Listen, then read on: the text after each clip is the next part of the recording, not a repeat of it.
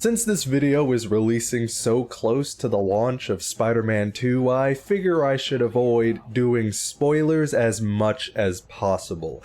So I'll only talk about and show stuff from trailers for the game. With that said, Craven is a tragic character. He was simply born in the wrong universe. I know a world where he would be considered a hero, lauded by the people. A world where he'd be loved. A monster hunter world. Instead, he's stuck trying to hunt people. Like, that'll ever be as thrilling as using a giant sword to slay a giant fire-breathing dragon. Also, why does Craven have a personal army? For a guy that loves the thrill of the hunt so much, he sure seems fine accepting help from others. Hey buddy, the hunt would be a lot more challenging and thrilling if you played solo instead of multiplayer.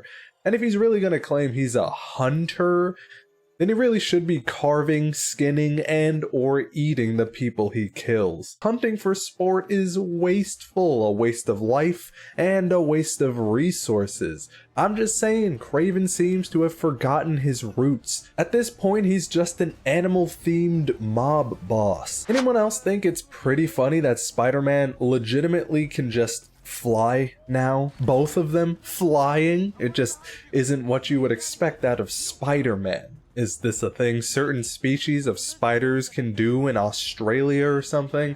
I wouldn't be surprised. That place is hell on earth. Did this guy really need binoculars to see the lizard here? You know, the giant green beast running toward the water? I feel like he's just trying to justify spending all that money on expensive gear. There's something that made no sense in the trailer regarding the lizard.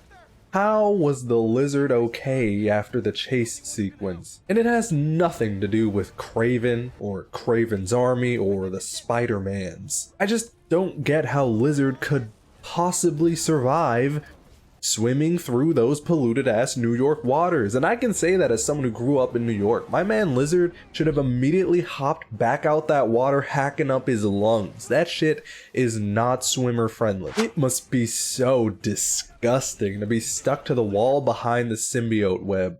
I mean, being stuck to the wall behind a normal web probably isn't a pleasant experience, but this is just sticky black goop.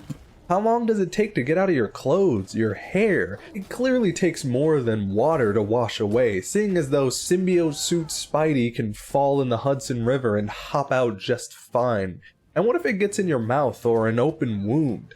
I ain't exactly a germaphobe, but I don't think our immune systems are ready to fight germs from outer space. If they really want to sell the symbiote's influence on Peter Parker's mind, they could just make him say fuck one time, just once. That would be enough to make everyone go, hey, whoa, this ain't the Peter I know. What's wrong, man? For real though, symbiote suit Spider-Man is always so funny. The overly edgy stuff he says and does is hilarious. He spun Rhino like an office chair one time, and another time he did a funny dance. What about when he ripped Wolverine in half and walked away? Wolverine is safe.